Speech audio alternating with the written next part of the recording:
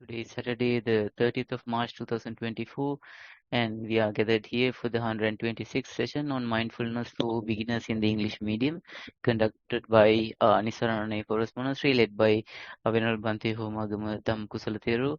And I would like to welcome Venerable Bhante Homagamadam Kusala Thero to today's session on behalf of all of us with great respect. Furthermore, I would like to welcome all of you joining through Zoom and also through the live stream over Facebook to today's session. Our session will commence with in-session practice guided by Bhante to give you a taste and flavor of what happens during a mindfulness session, and then we would move on to the talk on mindfulness uh, delivered by Bhante based on today's topic, a new topic for today. And then we will move on to the question and answer session where your written reports sent today for today's session will be presented to Bhante, and then you will also have a chance of voicing your own question or statement of mindfulness practice if there is time and if you are willing to do that. So I would like to invite Venerable Bhante to commence today's session with the in-session practice guided by Bhante. Thank you, Bhante. Over to Bhante. Much merits. Thanks, Namanta. Hello, everyone.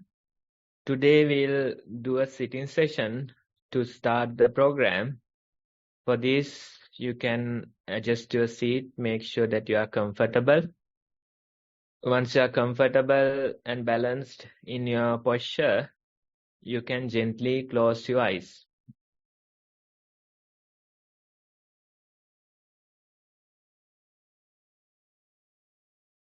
You are seated in a comfortable manner and you have your eyes closed.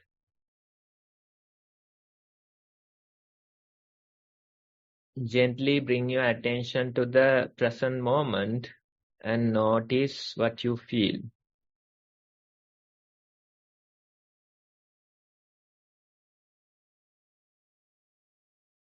What we are trying is to be conscious without getting carried away by the things.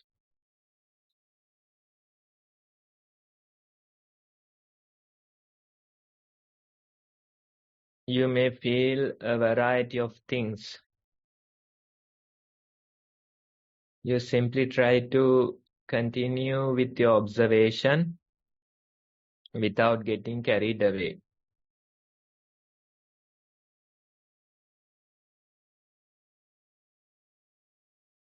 You may notice bodily sensations that are there. You may feel surrounding sounds.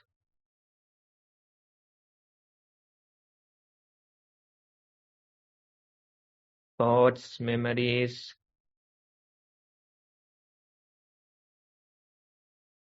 future planning. These things come and go.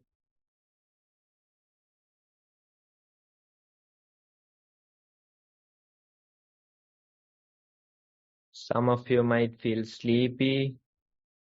Some of you might feel pain, irritations in your body.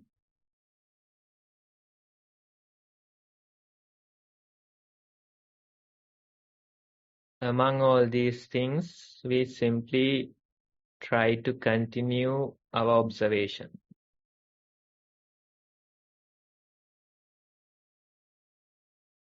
As a group, let's try to continue for a few more minutes.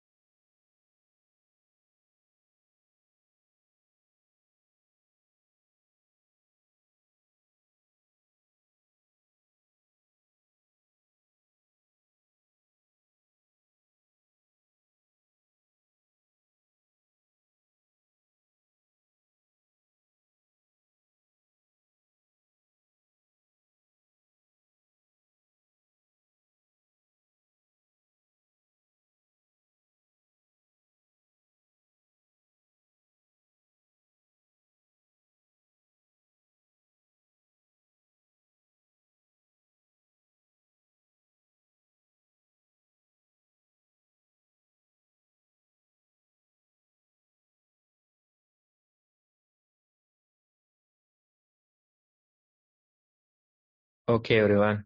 Now you can open your eyes again. That's just few minutes of mindful sitting, just to give you an idea, so you can practice on your own. With that, Namanthi, you can take over. Thank you, Honorable Bhante, and much message to you. Uh, Next, we will have the talk coming up on the topic of mindfulness chosen for today. I would like to invite Honorable Bhante again on behalf of all of us to commence with the talk for today. Over to Bhante again. Much message. Okay, everyone. We have a new topic today.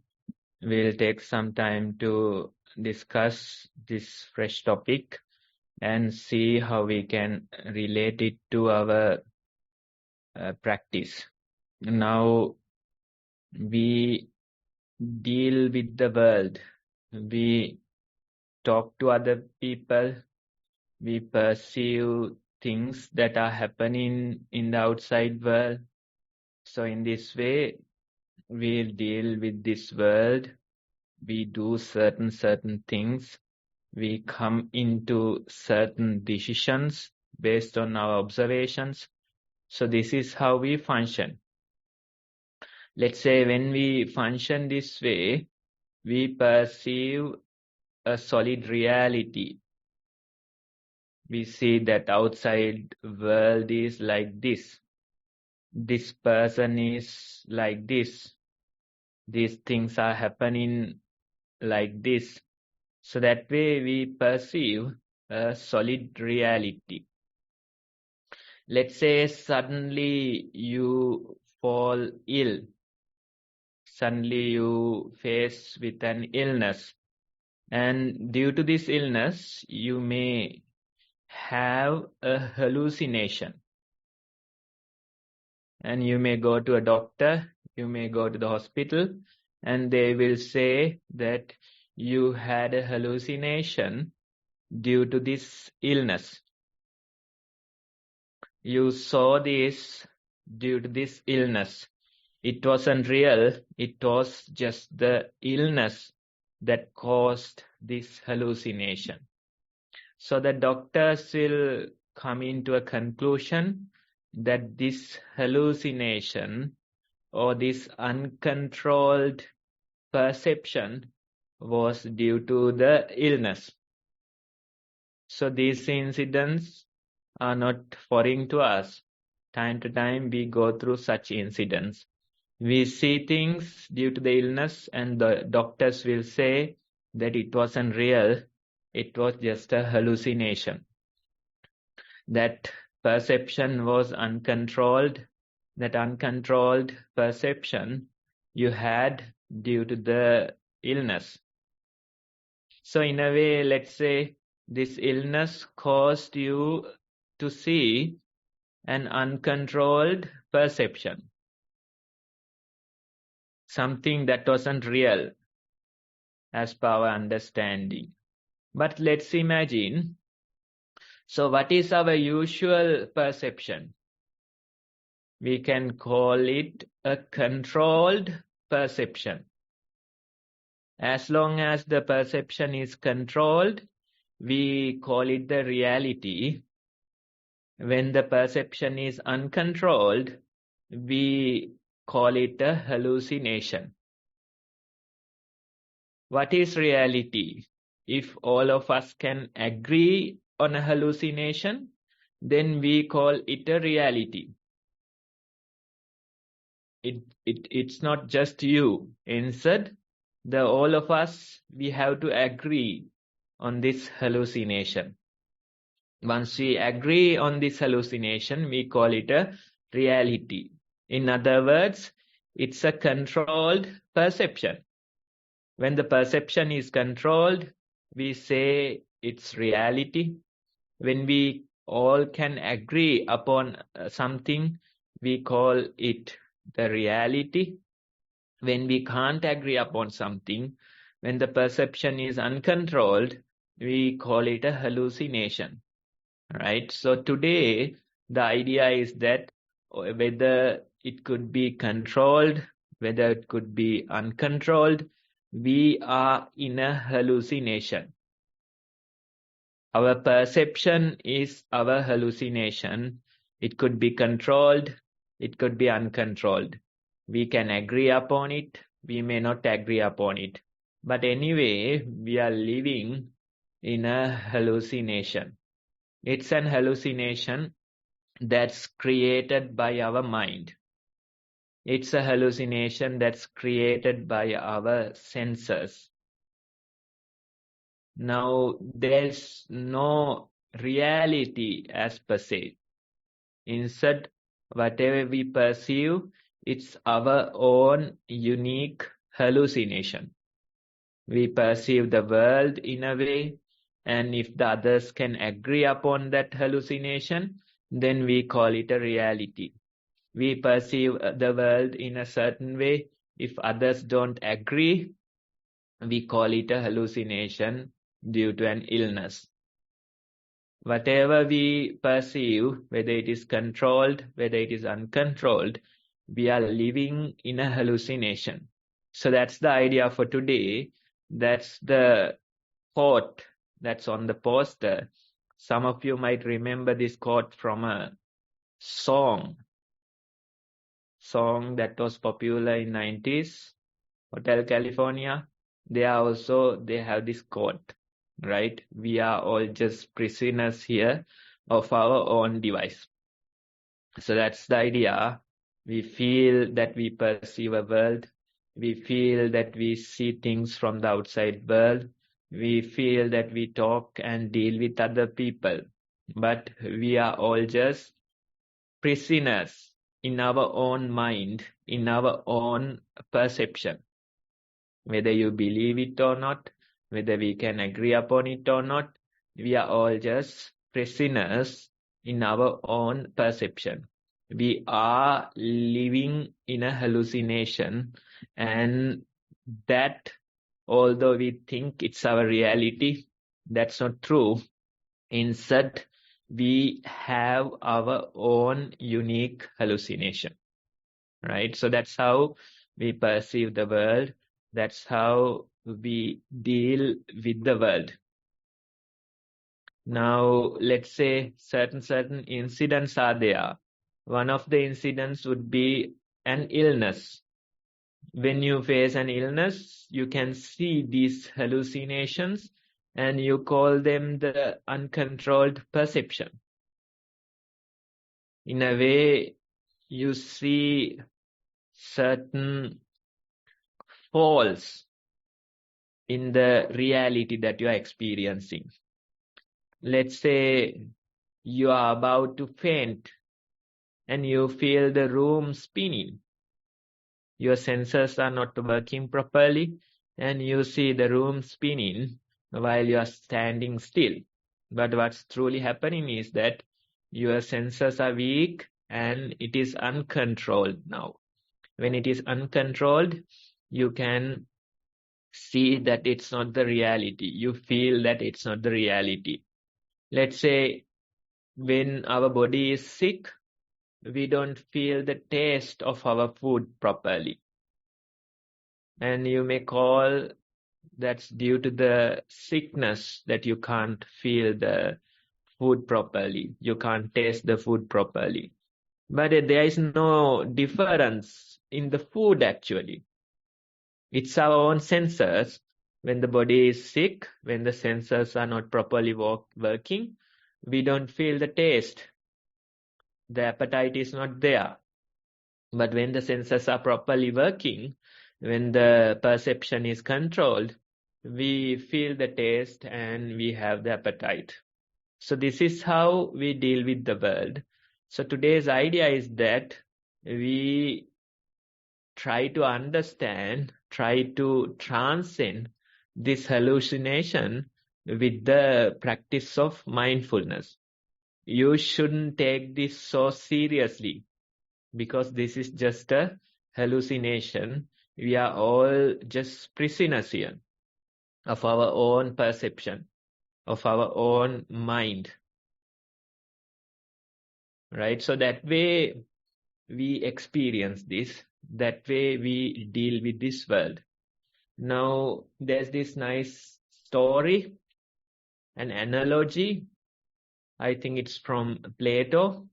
He's saying that he's giving a situation where three people, for their entire life, they live chained and they only see shadows on a wall.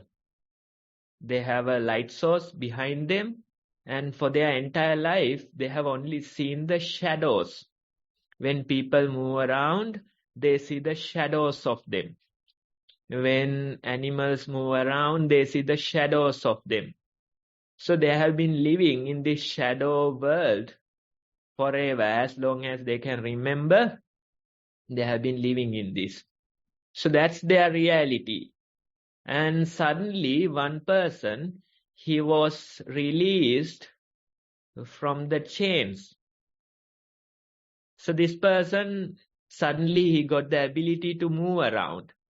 So he goes out and he see, although it is difficult to see things initially, although his eyes weren't adjusting initially, little by little, he got adjusted to the outside environment and he started to see the real people there.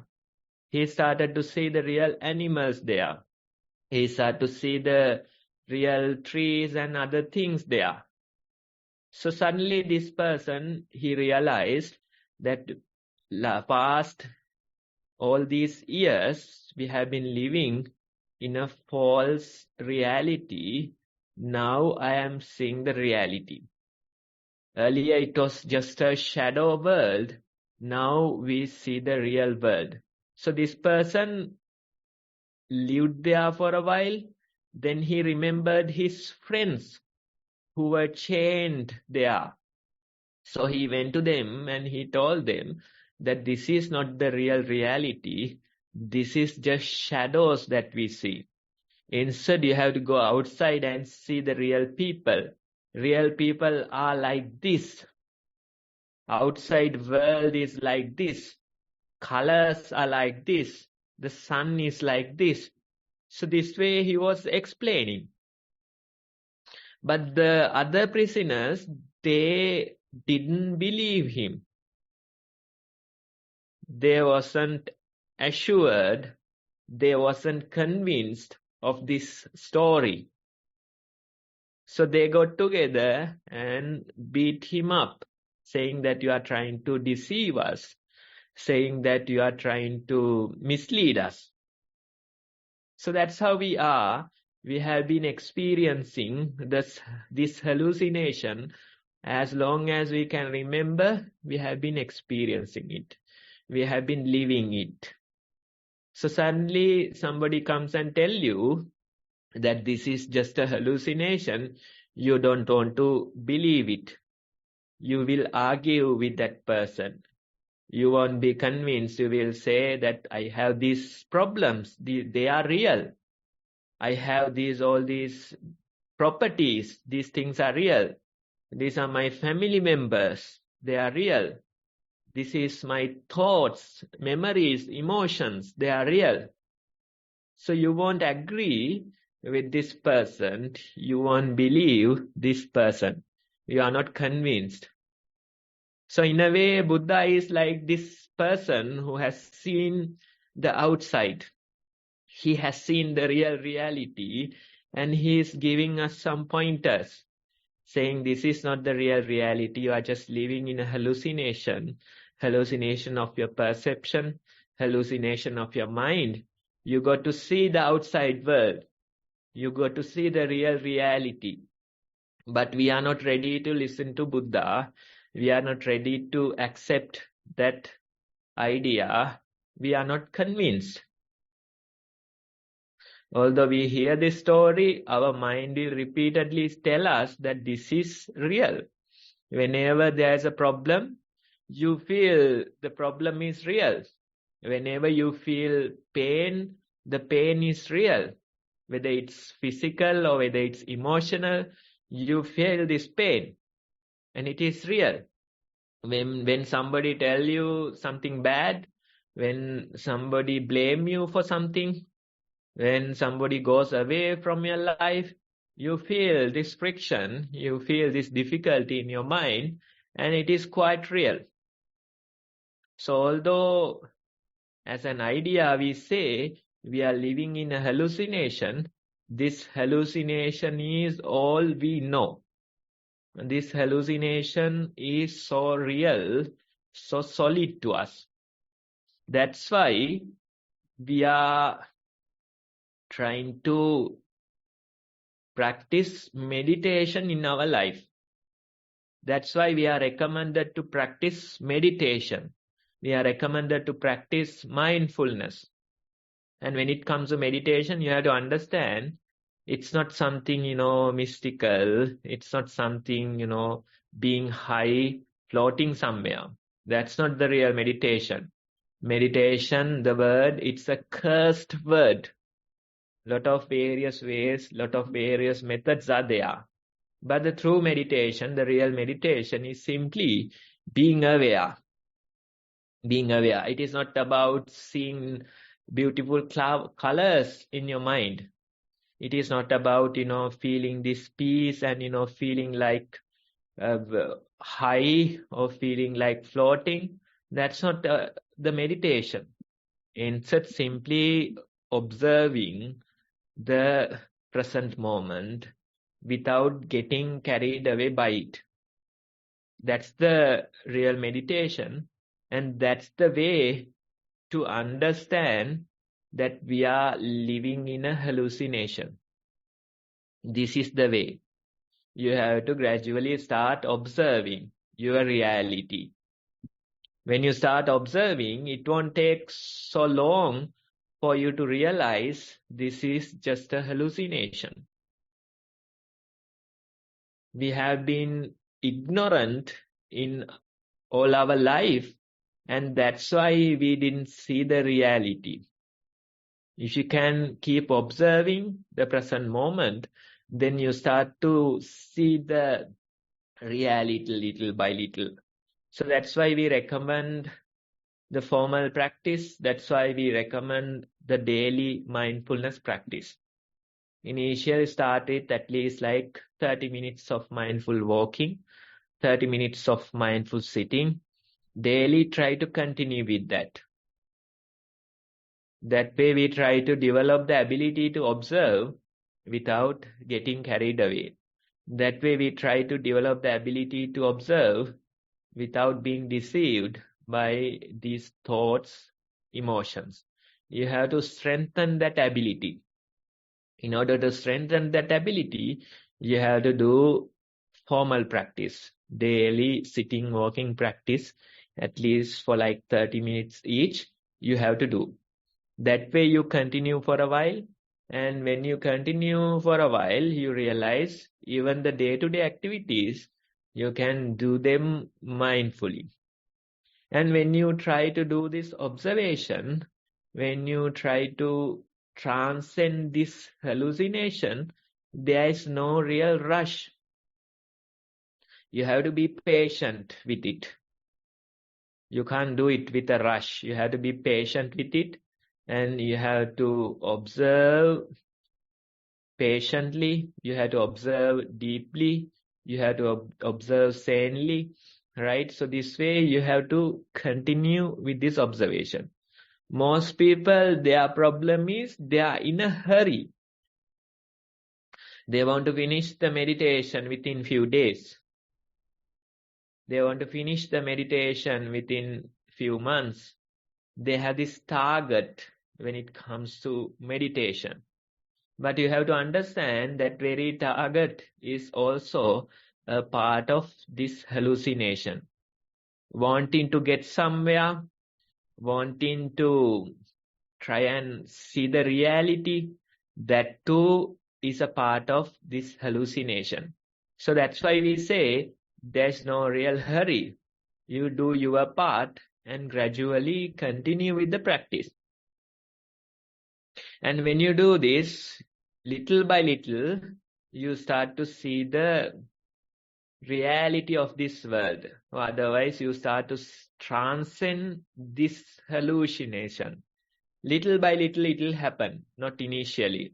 Sometimes you feel things that doesn't sound real, especially in your walking or sitting meditation, in your formal practice. You start to experience things. You start to experience uncontrolled perception. And when it is uncontrolled, you will say it's not true, it's not real. Other people, they too won't agree with you. They will say it's not real, it didn't happen. That way they respond to you. But you have to understand, now you are starting to see the nature of this hallucination. Especially in your sitting and walking practice, you may see certain images. You may feel that you are talking to somebody, dialogues, monologues. They are there in your sitting walking practices.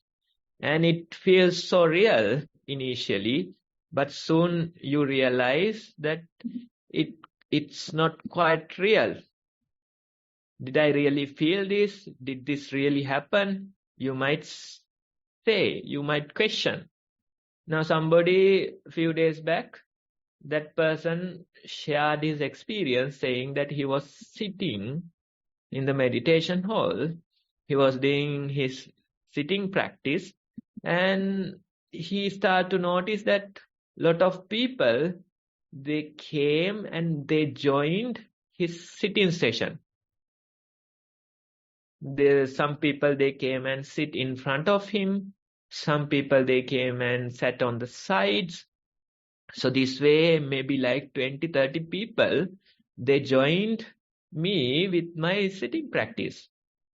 At the end of it, it was a hall full of people meditating.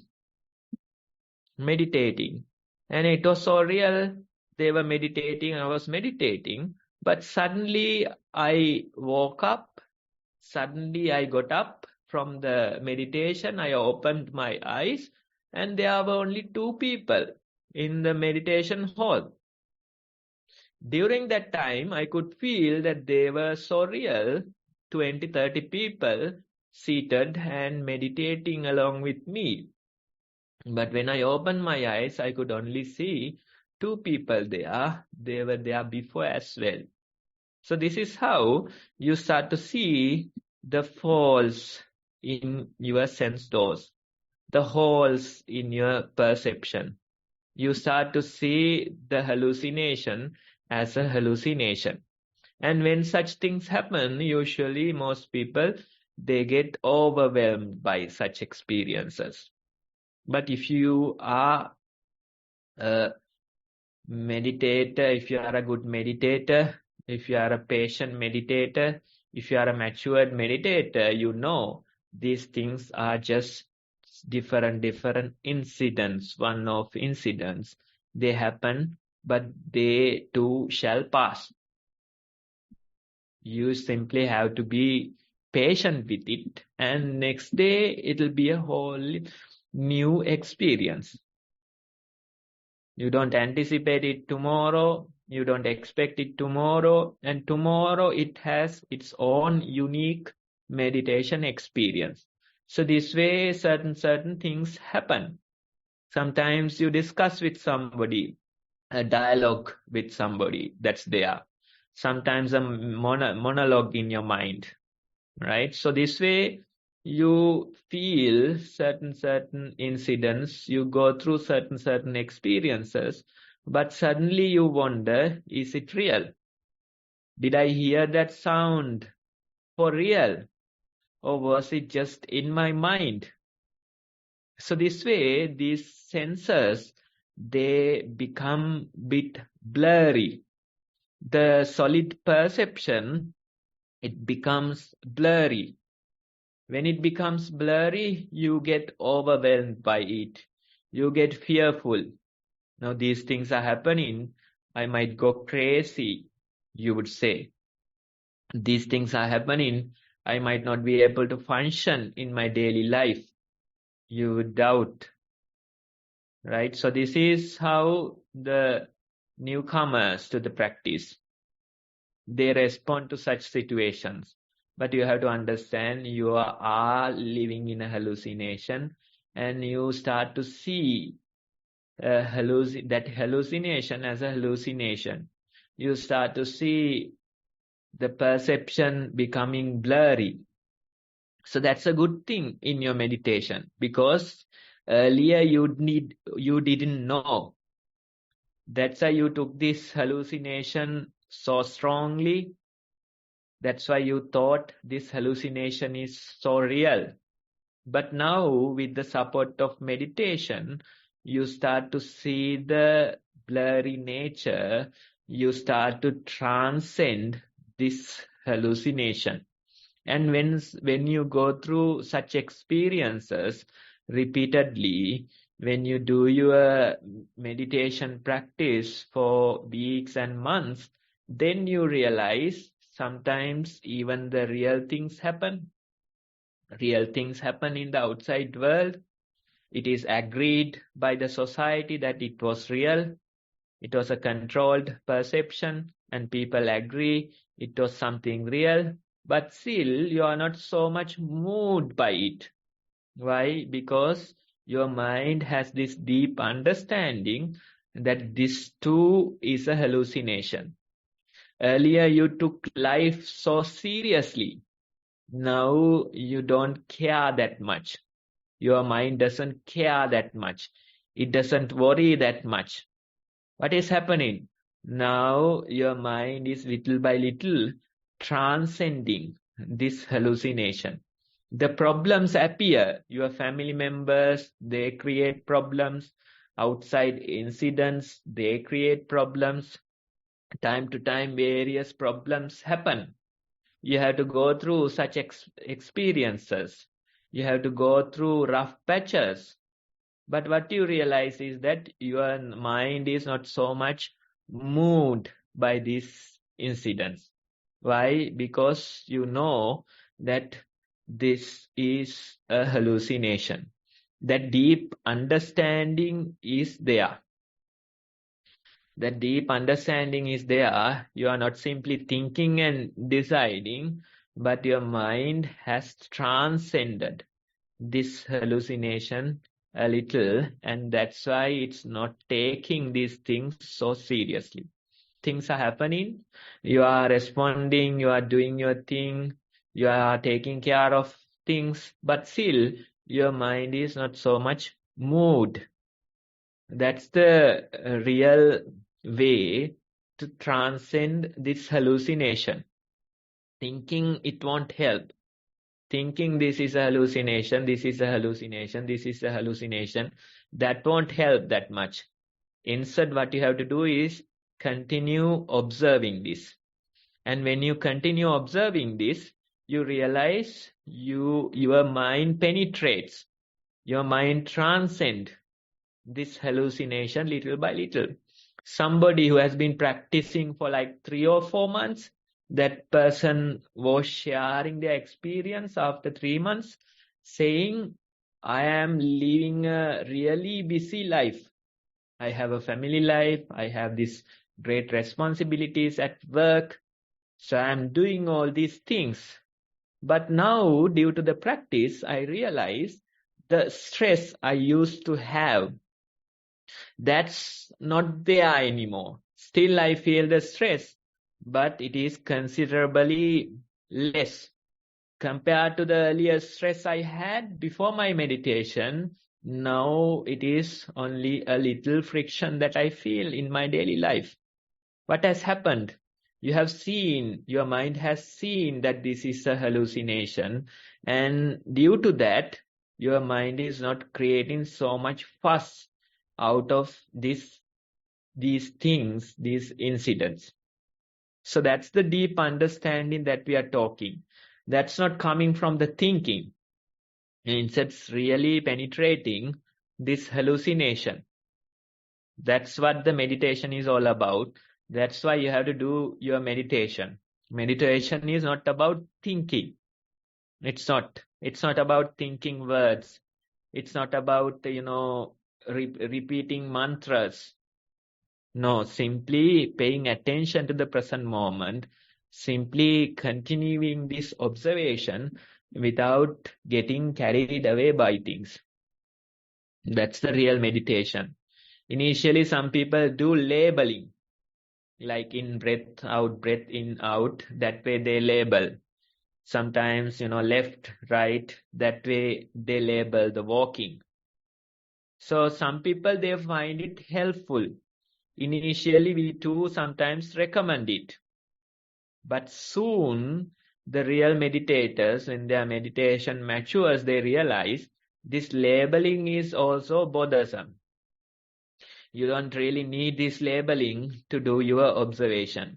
When you say in and out, that's only two conditions, 0 or 1. But in between, there are so many other stages in this process. The breathing process is so complicated. You can't simply divide it into two conditions. The in-breath fades away and becomes the out-breath. There's not real stopping.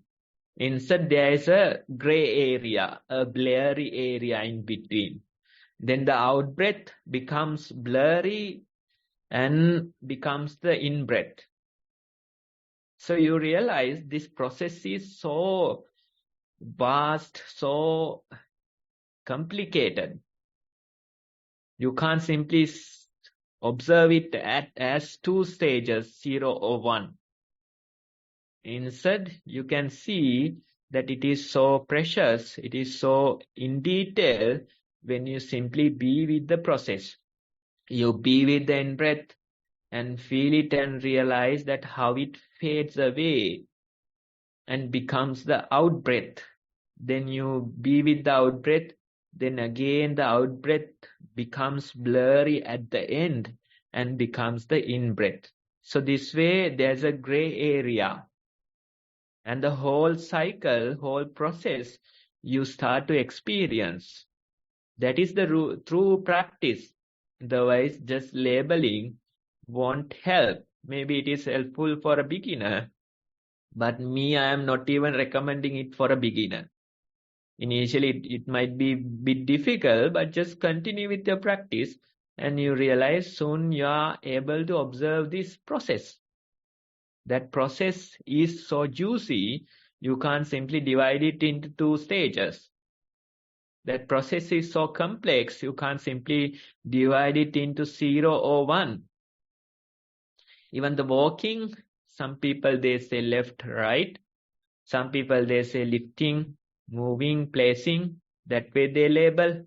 So whatever you do, it either 0 or 1, 2 stages, or maybe like 3 stages, 6 stages. That's all you can do. But when you really observe the true walking cycle, the true walking process, you realize it is so juicy. It contains a lot of information. The process is complex. You simply has to be with that complex process. That is the real meditation. Otherwise, you are just labeling while missing a whole lot of that process. When you label, you only identify 2 stages. When you label, you only identify 3 or 6 stages. While you are identifying 2 or 6 stages, you are missing the rest. You are missing the rest. And the process is so much juicy, you can't really divide it into 2 stages. So this way, you realize the thinking is very slow. The reality, it is moving much faster. The thinking process is very slow. That's why we don't recommend labeling that much. That's why we don't suggest that you can get real insight with the thinking. Thinking is helpful, but only initially. If you want real insight into this process, you have to let go of the thinking as well. You have to devalue the thinking. It is not so much valuable. The thinking is overrated. So that way, when you simply experience the process, when you simply witness the process, that is how you can transcend this hallucination. You start with your formal practice, you gradually extend it to the day-to-day mindfulness, and you simply continue. Continue for a few weeks, continue for a few months, continue for a few years. Suddenly you realize during the practice, I'm still living my usual life. I'm still dealing with my daily matters. I'm still working. I'm still taking care of my family. But I don't worry so much. I'm not taking these things too seriously. I don't create so much fuss out of nothing. So that's how you can truly find the peace within. You have to transcend this hallucination. Little by little, when you go beyond it, little by little, when you transcend it, then you realize now your mind is not so much moved by this hallucination. Your mind, it has a deep understanding that this is not so real. This is not the real reality. And that very deep understanding will allow you to be less stressed. That very understanding will allow you to be peaceful in your mind. Now, the people, they try to buy peace. With money, they try. With traveling, they try. With eating luxurious things, they try. But at the end of the day, they are just same people, same worrying people with lot of money. Same worrying people living in luxurious apartments. Same worried people that has so many traveling memories. That's all that's there. That's all that they have gathered. Because they don't know that this is a hallucination. They don't know that they are all just prisoners of their own device. So that's the real idea. Maybe that very song, that Hotel California song, also refers to a similar idea. Everybody, they are singing songs, they are doing dancing, right? Such a nice experience. But at the end of the day, you realize you are just prisoners in that place. You can stay there forever. Whenever you wake up, you have the music, you have all the luxuries, all the experiences, but you are not able to leave that place. We are all just prisoners here of our own device, right? So that's the idea. Thank you for listening, and we encourage you to practice and see through, transcend this hallucination that we are living in. Thank you very much, Mr. Bhante. It was a very excellent and refreshing and very in-depth and deep talk on the topic selected. Phenomenally nice experience from Bhante's efforts. Thank you very much, Mr. Bhante. We would next move on to the to the question and answer session, and I will share the screen, and I would like to invite Sonali to commence the question and answer session. Pinamanda, Avasarai Bhante.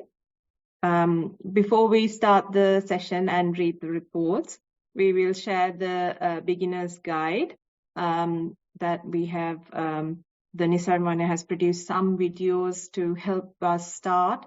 For anyone who's starting new, or if anyone asks you for some information, you can share these links with them.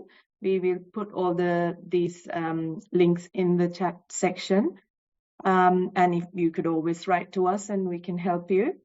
The first video is about mindful walking. Next is mindful sitting.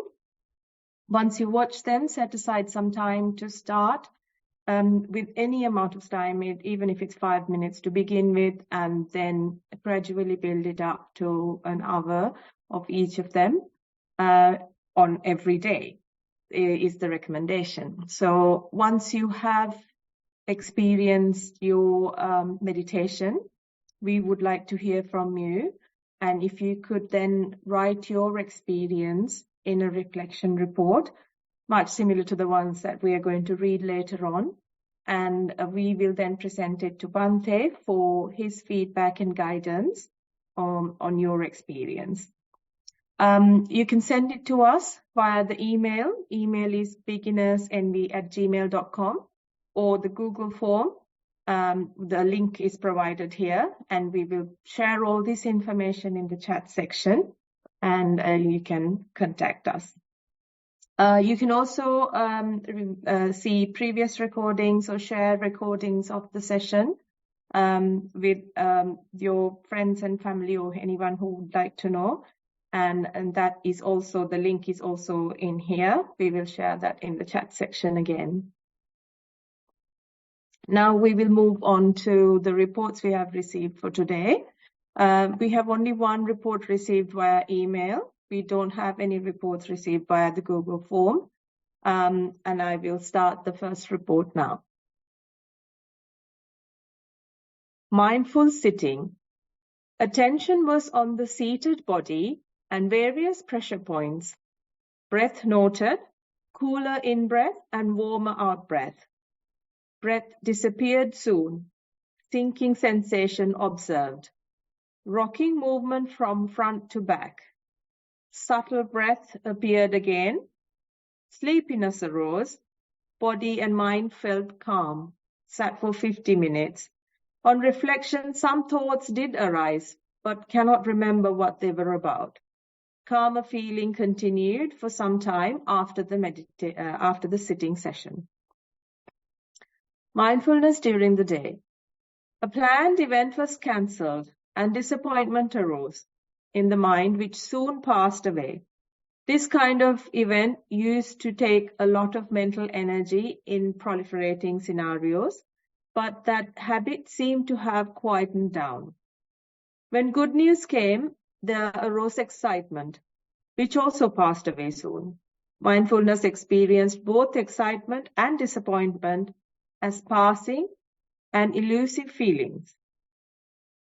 Easier to take a short break when tried, or go for a walk when restless, or to just sit for a few minutes between various tasks. Less interested in how plans may work out, also less interested in others' views because the mind recognizes all of it as just views. A bit of paradox experienced, calmness and content feeling could also be interpreted as boring. Feelings arose from both good and not so good news tend to disappear soon. A bit like the movement of a pendulum slowing down. It will stop moving, or will it stop moving altogether? Do not know. It might or might not. Does not matter either way, as the question shall also pass. Dear Bhante, look forward to your valuable feedback. Much merit to you and the organizers. End of report, Bhante. Okay, thanks for sharing that experience. We can really relate that experience to the topic that we have been discussing today. Now, you can see that earlier your mind consumed a lot of mental energy worrying about these unfortunate incidents, maybe an event getting cancelled. Earlier you wasted a lot of mental energy, and with that energy waste, there was no real gain. You are simply worrying and you can't stop it. If you have that option, if you have that choice, you would stop it. You would preserve this energy, but unfortunately you can't. So that's what happens to most people. They are depressed. They know they are doomed, but they can't get out of it. Sometimes they reach the point where they try to, take their own life. Why? This hallucination, it feels so real and solid to them. Although they know that they are doomed, they can't see other option. Right? So the meditator, they start to transcend this hallucination. And that very process, it's not thinking. You simply do your homework. Do the sitting, do the walking, do the daily practice. And continue. When you continue only for few weeks, few months, you start to see that earlier I wasted so much of my mental energy thinking about these cancelled events. That wasted energy, no real use. You can't bring it back. You're just worrying, thinking. But now you accept that faith, you just move on. Still there could be little worrying, but it's not so strong. You can let go easily. So letting go, it comes naturally. You can't force your mind to let go. That's not possible. Instead, you do your practice. Do the walking, do the sitting, do the daily practice. As a result, the letting go will appear in your mind. It will naturally appear. And you realize, I used to waste a lot of my mental energy thinking about these things that are out of my control. Now I can focus that energy towards something useful. You are basically not complaining about the darkness. Instead, you can simply light a candle. That's the idea. That's the idea. And that way you become really efficient. You preserve your mental energy and you can utilize it well. Your energy is limited. You have to understand that. Your energy is limited. So that limited energy, you have to utilize it properly. You have to utilize it efficiently. That point, most people, they don't understand. They think that they can just do. They can do 101 things and still be successful. They can work 24/7 and still be successful. At the end of the day, they are suicidal or depressed people with lot of money. And they are depressed people living in luxurious apartments. They are depressed people with lot of beautiful memories. That's all. Instead, the meditator, they realize that this letting go happens naturally in your mind. For that, you have to do your homework. You have to do the investment. What is the investment? Just simply continue the observation. As a result, the letting go will naturally appear in your mind. You realize you are utilizing your energy much efficiently. You don't worry about the things that are out of your control. Instead, you simply pay attention to something that you can do, something that is useful. Even other people's views. If you take your views so strongly, then you can even fight other people because of their views. You can even injure other people because of their views. That strongly we take our own views, that strongly we try to defend it. But now you realize you are not taking your views so seriously, and as a result, it doesn't matter what other people are thinking, what their views are. This might really save your relationships. This might really save your marriages. Why? Because you are not really arguing about unnecessary things. You are not really worrying about unnecessary things. Simply you know what is useful. Simply you have your priorities cleared. That's the idea. Most people, although they have so many good qualities, they may have different views that are not aligning with yours. And due to a small matter, maybe a friendship, a decade-old friendship could be destroyed due to a small argument. And when that happens, you can go back in time.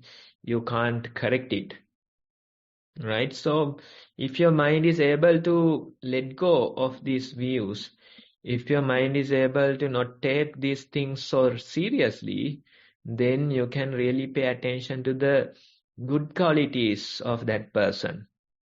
You can really remember the friend instead of getting caught in their views. So that way it will be much healthier for you to, maintain your relationships, social connections. It will be much easier, and your energy is better utilized.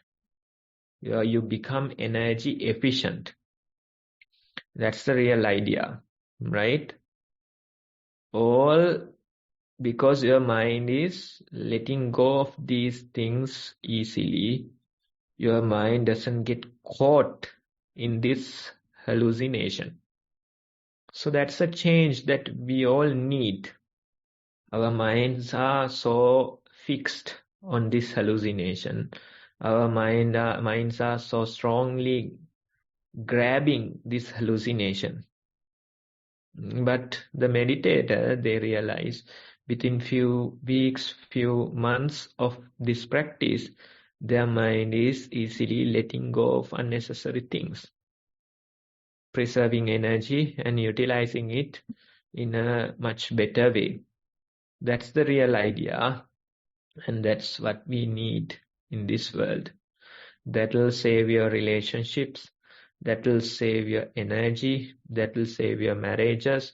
Whatever the way, it will be really useful. So that's the real idea. Thank you for sharing.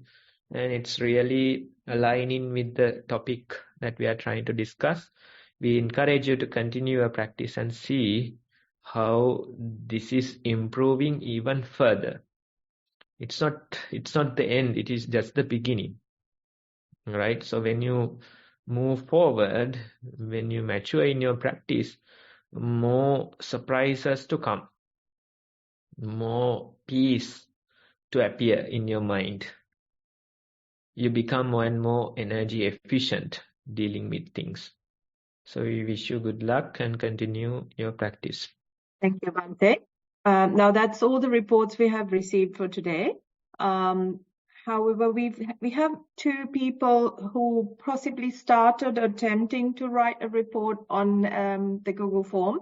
If you do need any help with it, but they have not continued, this is why I'm mentioning. If you do need any help, write on the report in the Google form. We can help you with that, or contact us at beginnersenvy@gmail, and we will help you with your report if that's what you need.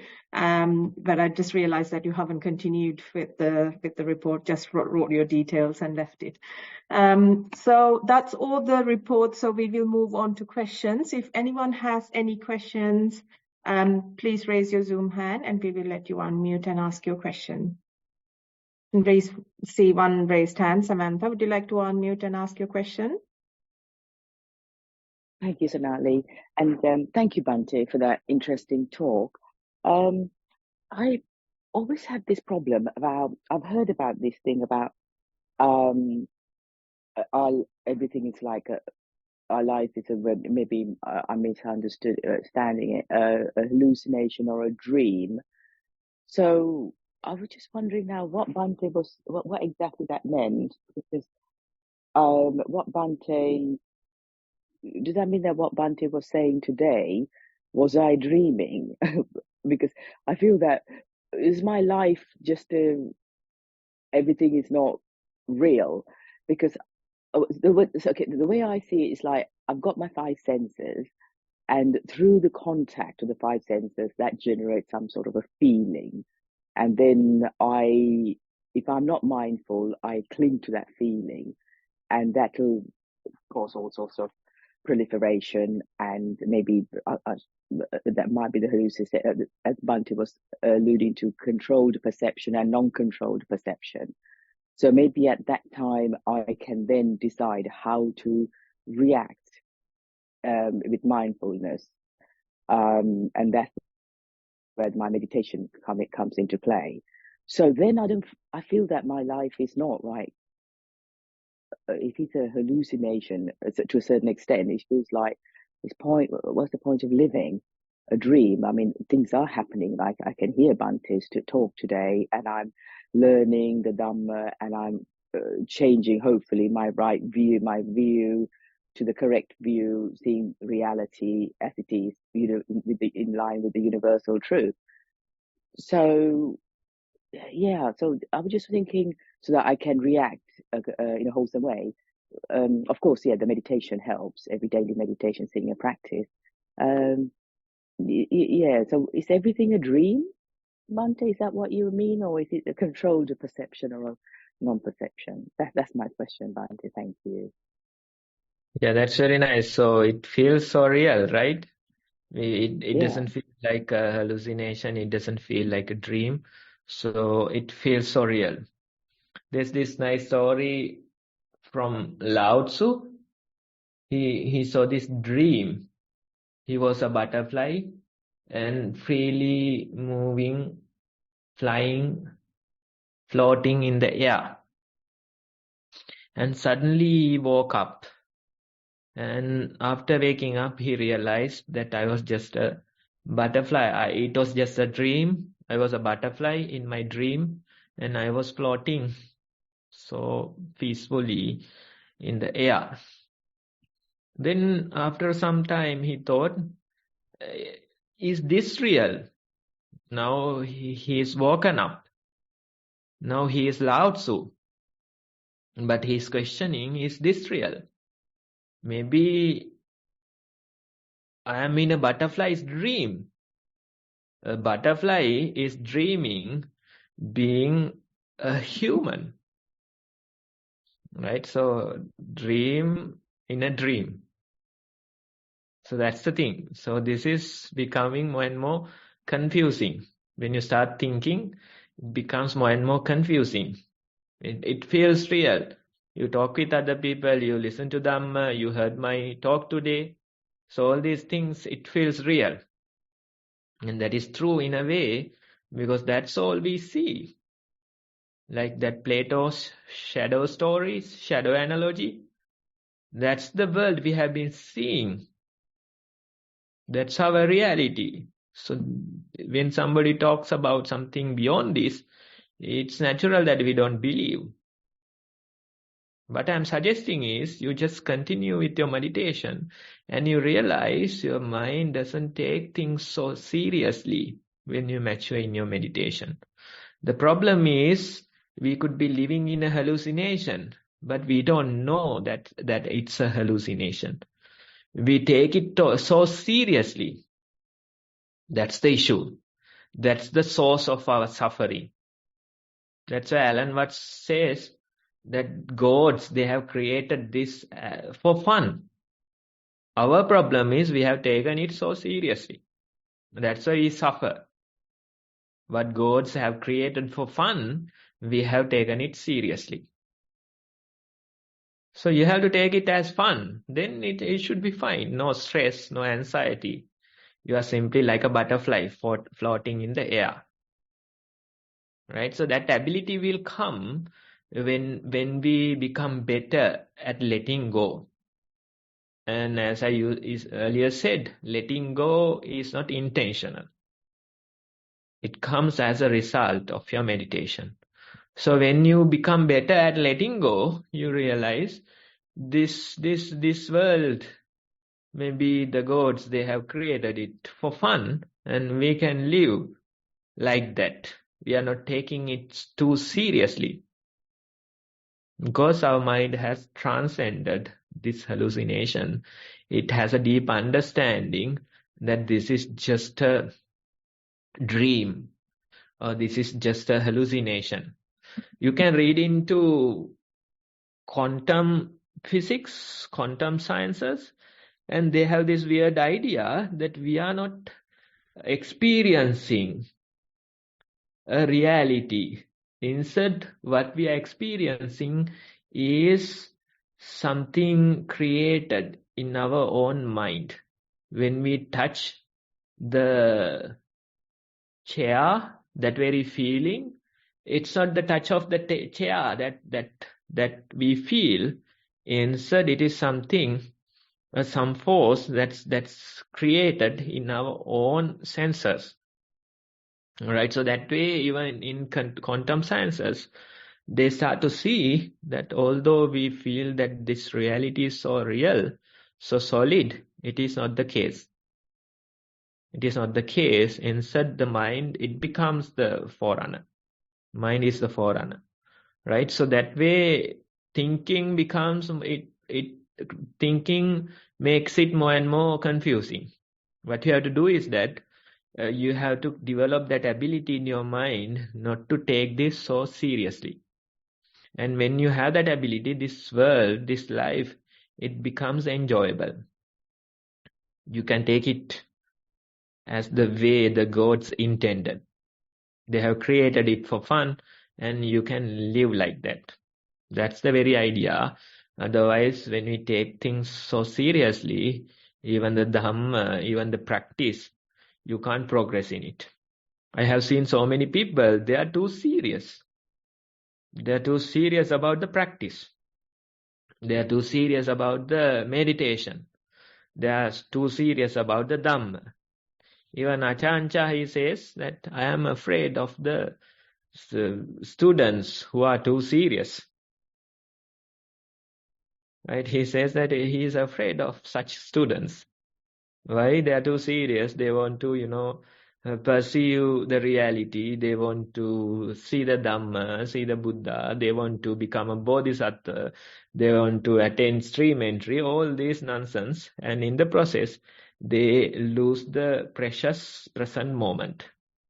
It's all thinking, just thinking. They are too serious. They don't know how to let go. That's why even the Osho says that he is recommending this enlightenment towards laziness. Not too serious, not taking it too seriously, just simply watching. Simply watching. You do your walking meditation, like, enjoying the walk, like maybe like you are walking on a beach. That relaxation should be there. Otherwise, even the meditation doesn't work. Why? Because you have taken this too seriously.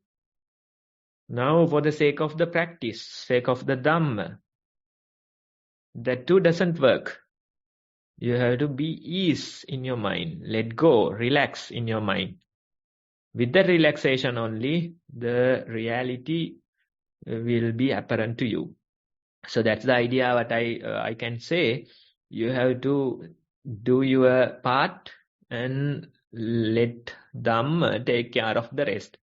Do your meditation and see how your mind is gradually transcending this illusion or this dream. Thank you, Bhante. That's really inspiring for me to continue with my meditation. So, yeah, and not take it seriously. Have fun. Yeah. Thank you. Appreciate that. Thank you, Bhante, and thank you, Samantha. Anyone else with questions? It's time to raise your Zoom hand and ask your question. Yes, Samantha, go ahead. Thank you, Sonali. Bhante, this is not a question, but kind of playing as the gods intended. Maybe it was not the gods who created this universe. Maybe we created this ourselves without knowing what we were creating. Like somebody creating a large pit and just jumping in, throwing the ladder away, and we are just in there. It might not be the gods. Just a thought. Yeah, just the we have to take the figurative meaning Yes. when that statement is made. So according to the Buddha's teachings, it's not us, it's not somebody outside. Instead, it is something, due to the causes, things arise, right? So the dependent origination. That's what they say. So if we say it's somebody else, totally outside, created by a god, then that too is not correct. And if we say it's our own creation, that too is not correct. Due to the causes, things arise. When there are no longer causes, no longer things will be there. That's the real understanding. But that Alan, what's his statement? You have to take the figurative mean. He's referring to something else while making that statement. So that's the thing, right? So due to the causes, things arise. It's not totally our own creation. That's not true. It's not totally somebody else's creation, right? Instead, certain causes are there. Due to those causes, things arise. Things arise, and when they are here, when they are arisen, that process continues, right? So what you have to do is simply find a way to transcend this this creation. That's a very nice answer, Bhante. Much better to clarifying it so sharply. I think when you become an observer, instead of reacting to what you observe in mindfulness practice, you eventually keep looking at the causes, how they flow through. So that provides you with a lot of wisdom, then thereby allowing the pendulum to not swing too much, to make it a bit more convenient to observe further. So I think the more you observe, the more you can observe. The range of observation can increase the more you observe as well. When you practice more, the range of observation, well, the depth and range of mindfulness can also increase. Very nice. Thank you, Bhante. Yeah, let me point out one of the simple incidents somebody shared with me a few weeks back. How due to the causes things arise, right? So that person, this is a simple incident, but it will show you how the things work. Now that person was saying that during the work hours, that person can't, respond freely. Sometimes they have to suppress their emotions, suppress their anger, right? So that way they have to deal with the people. And coming home, everything is released with the people at home. Maybe the children, they are getting blasted due to no reason. Even the spouse, they are creating problems due to no reason. Why? Because that suppressed anger is getting out of hand when they reach home, right? So earlier we don't know what's the reasoning for this. Earlier you don't feel it, but when you have more consciousness, you realize I'm suppressing at a certain time, and due to that suppressed anger, I'm creating problems at home. So it will be much healthier to realize, become conscious of it, and maybe, with that realization, you can address it better. You can find a better way to deal with it. So that way, we don't know what's happening most of the time, right? We don't know the causes of things, right? So start the meditation, and you get insight into yourself. And you realize that due to this, I am behaving this way. I have suppressed anger from all those work hours, and returning home, I blast at everybody, right? So that's a very simple example of such things. How we don't see the real causes of the things that are happening. Yes, Bhante, very nice practical example. I have experienced the same thing too. So yes, thank you so much. Much better. Thank you, everyone. I think that's all the time we have today as well. And there are no more questions, so I will move on to over to Namantha to end the session today. Thank you and much merit, Sonali, for another wonderful Q&A session being conducted. Much merit to you, and also much merit to Bhante. And thank you, Bhante, for from start to finish of the program, for putting in such excellent effort in, and also the wisdom that Bhante added to today's session is infinite. Thank you and much merit to you. So we would move on to wrap up the program as we are slightly over time. We would like to share share all these merits gained with Venerable Bhante Homaduma Dhamma Kusala Thero for representing Nissarana Forest Monastery and for such in-depth and thought-provoking insight onto how to practice mindfulness in various perspectives, in various applied manners in daily life, and even in mindfulness in the standard mindfulness practice of walking and sitting. So we wish Bhante all the good health and long life and a continued ability to become wiser and wiser in the path of mindfulness. And we would like to ask Bhante to be present in our program in future sessions in similar manner as well. Furthermore, I would like to share these wonderful merits with the Chief Abbot of the Nissarana Vanaya Forest Monastery, the Most Venerable Bhante Udayiregama Dhammajiva Mahathero, for insightfully requesting this program to be actualized and to be continued in this manner in a weekly format. We wish the Chief Bhante all the good health and long life and ability to prosper in the path of mindfulness practice with great wisdom. Also, there is a wonderful team of organizers who are behind the program, working to sustain the reach and the quality of the program. I would like to associate and share these merits with all these wonderful persons. May their own mindfulness practices and aspirations continue to flourish into the future, providing with many wisdom and many benefits. And I would like to also gratefully acknowledge the presence of all of you in the Zoom session as well as in the Facebook live stream and providing us the basis for continuation of the program.